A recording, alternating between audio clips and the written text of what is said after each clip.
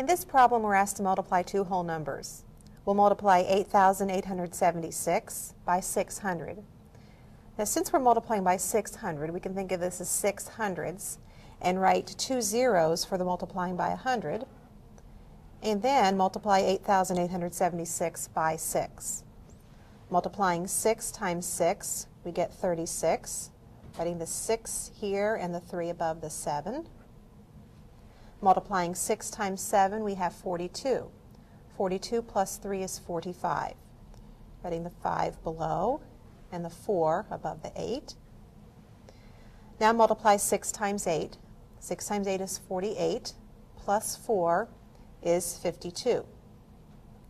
Writing the 2 below and the 5 above the last 8. And finally, 6 times 8 is 48, plus 5 is 53. Write 53. And we separate with commas into periods, 3 digits and then 3 more, and insert a comma. And we have the product 5,325,600.